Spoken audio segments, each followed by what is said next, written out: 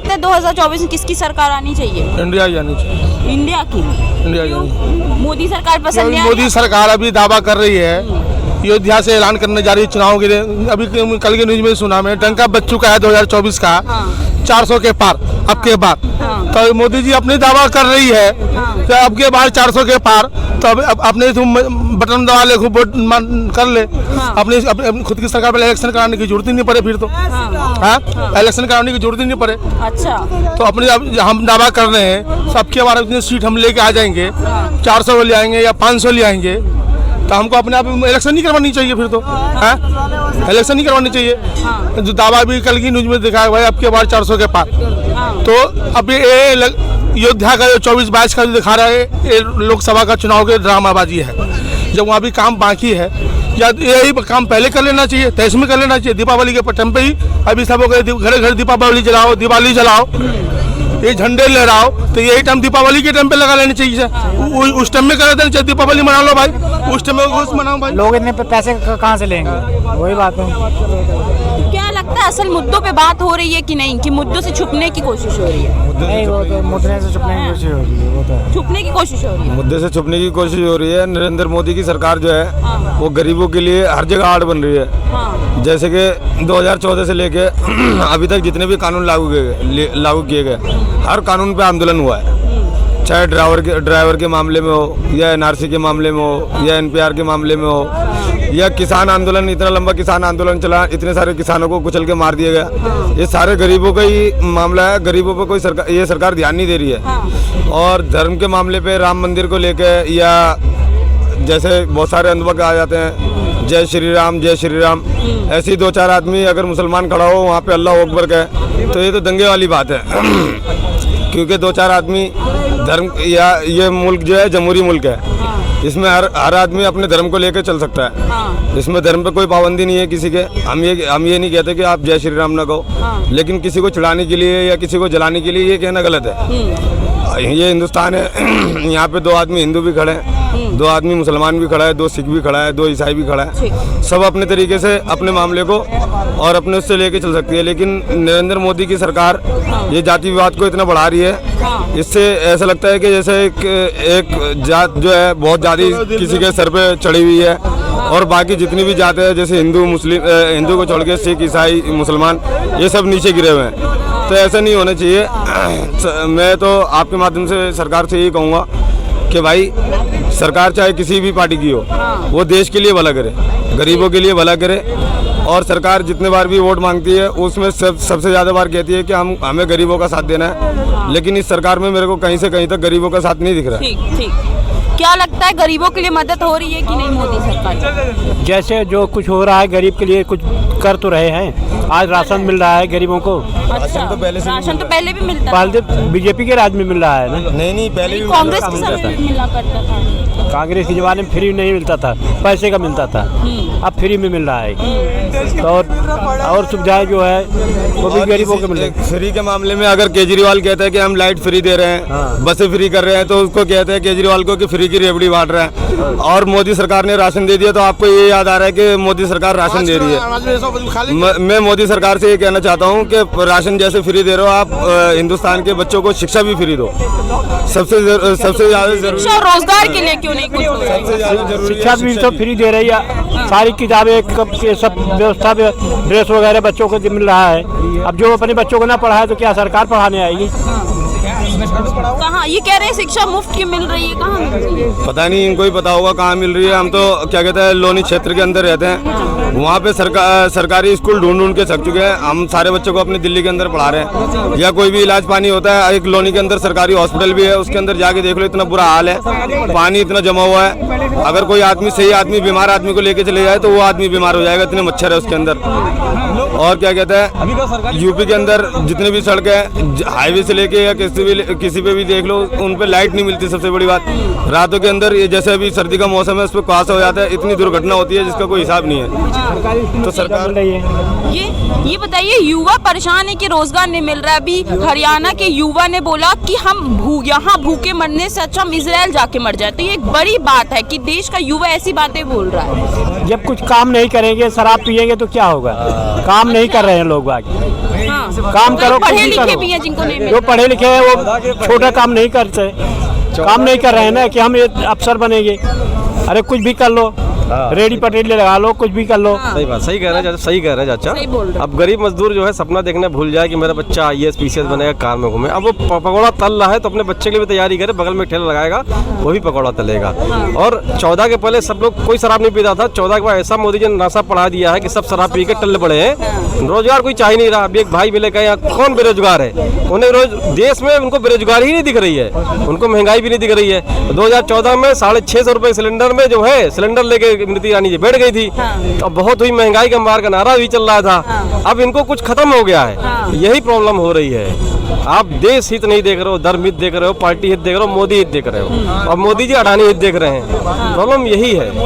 हमारी लड़ाई बीजेपी कांग्रेस की नहीं है, हमारी गरीबों के लड़ाई लिए कुछ किया नहीं जनता के मुद्दे, हमारे मुद्दों की लड़ाई है। ये हमारे मुद्दों पर नहीं बोलना, हमारी लड़ाई इनकी इस चीज से है। ये बीजेपी को वोट दे रहे हैं, किसी को वोट दे रहे हैं, मुझे कोई फर्क नहीं पड़ता, किसी को वोट डालें। मुद्दा तो ये भी है कि भैया कह रहे हैं कि सिलेंडर उस समय सस्ती थी, लेकिन हाँ 650 थी। आप सड़क पर बैठ गए थे। अब 1000 ऐसा है ना, कर रहे हो। उस समय सिलेंडर 650 की थी। भैया सही कह रहे हैं, लेकिन 100 घर में मात्र 5 के पास था, और आज 1000 या 1200 का सिलेंडर है, लेकिन 100 में 100 के घर में सिलेंडर है, तो महंगाई कैसे है? 2014 अरे भाई बताओ ना, जवाब दे रहे हैं, सुनो ना, चिल्लाना मत। देखो सवाल पूछो, जवाब लो।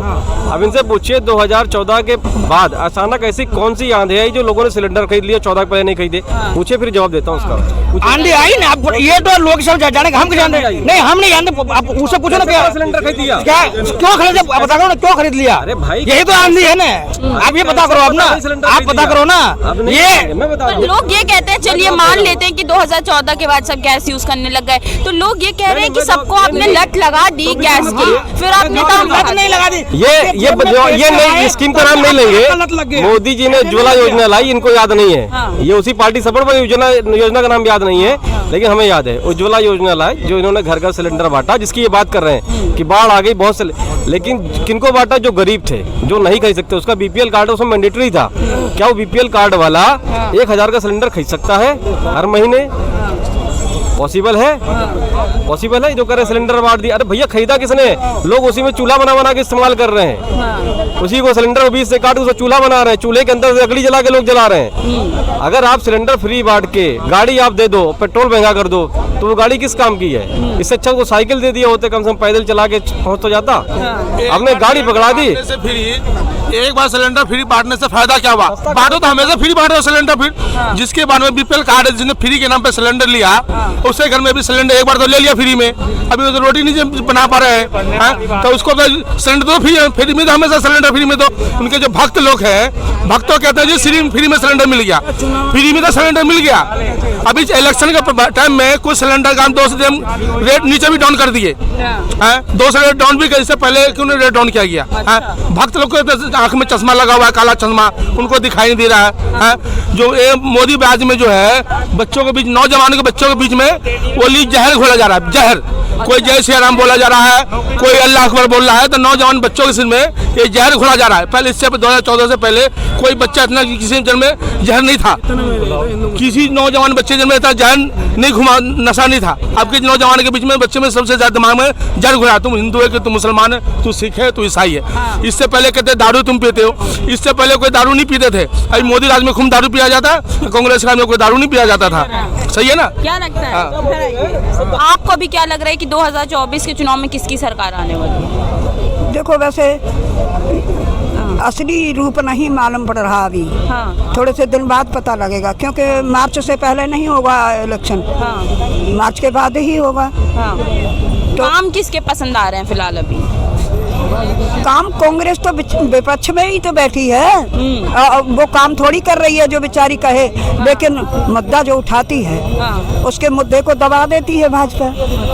जो मुद्दा सुनने लायक है, जैसे मणिपुर का हुआ, तो मोदी जी चुप लगा गई, बीजेपी बोली नहीं, बिल्कुल बोली कोई नहीं बोली। लेकिन वैसा मुद्दा आता है तो बोलते हैं। ड्राइवरों का मुद्दा आया ना, जैसे ड्राइवरों ने एकता की, सरकारी बसों से चाबी फेंक के और चले गए, तभी भाजपा को क्या डर लगा पता है? मेरा इलेक्शन आने वाला है और मेरा 22 जनवरी का प्रोग्राम मेरा रद्द हो जाएगा, इसलिए उनको आश्वासन दे दिया कि हम अभी इसको लागू नहीं करेंगे। जब आप ये कह दो कि मैं 1000 का सिलेंडर 4000 हो जाए तब भी मैं खरीदूंगा, आप ये कह दो 100 का पेट्रोल 1000 हो जाएगा तब भी मैं खरीदूंगा, तो आप समझिए उस समय स्थिति क्या होगी। आज पाकिस्तान में सिलेंडर कितने का है, पेट्रोल कितने का? हम क्यों कहते हैं कि पाकिस्तान बर्बाद हो रहा है? तो जब हम इस स्थिति में पहुंच जाएंगे तब भी आप उन्हीं को वोट दोगे, तो हम पाकिस्तान से क्या कम बर्बाद रहेंगे? आज बांग्लादेश हमसे आगे ग्रोथ कर जा रहा है पर कैपिटा इनकम में, जबकि हमारा ही बनाया हुआ है, हमने उसे अलग किया है, तो हम इसे बर्बाद नहीं कहेंगे तो और क्या कहेंगे? आप इस चीज़ पे वोट दो कि हाँ किस नेता ने मेरे लिए काम किया है, भले वो बीजेपी को, भले वो कांग्रेस को, भला वो जो है कि सीपीआई का हो, सीपीएम का हो, सपा का हो, बसपा का हो, किसी का वोट हो, आप उस नाम पे वोट दो जिसने आपके लिए काम किया हो, आपके क्षेत्र के लिए काम किया हो। मैं कह रहा हूँ पार्टी पे नहीं, आप विधायक को देख के वोट दो, किसी भी पार्टी का हो। जिस दिन आप इस नाम पे वोट दोगे तो हम शायद अमेरिका को भी पीछे छोड़ देंगे, उस दिन हम पीछे छोड़ देंगे जब आप काम के नाम पे वोट डालना चालू कर दोगे। ठीक, कई जनता ऐसी है जो कह रही है कि असल मुद्दों से छुपने के लिए ये राम मंदिर का मुद्दा उठाया जा रहा है चुनाव से पहले, क्या लगता है सही बात है कि नहीं? देखिए, देश इस समय 2 ध्रुव में बढ़ गया है, बहुत क्लियर लड़ाई हो गई है। 2019 की लड़ाई क्लियर नहीं थी, इस बार क्लियर है। अच्छा, एक वोट तो डलेगा धर्म के नाम पे, जिसका झंडा मोदी जी लेके चल रहे हैं। आखिर मंदिर बनने में भी 3-4 महीने का लोग बता रहे हैं, 3-4 महीने का उसमें समय है जब पूरी तरीके से बन पाएगा। तो ये 3-4 महीने पहले उद्घाटन करने का मतलब क्या है? कुछ काम तो चुनाव के लिए दिखाना पड़ेगा उन्हें, तो वो ये काम दिखा रहे हैं। बल्कि उन्हें ये दिखाना चाहिए था, मैंने भाई 10 साल में ये रोजगार पैदा किए, ये महंगाई मैंने काम किया, ये मैंने सड़क बनाई, इसके नाम पे वोट मांगते, बहुत अच्छा लगता, शायद मैं भी एक बार वोट डाल देता। पर उसके नाम पे वोट नहीं मांग रहे हैं। विपक्ष कह रहा है कि भाई मुझे महंगाई के नाम पे वोट डाल दो, रोजगार के नाम पे वोट डाल दो।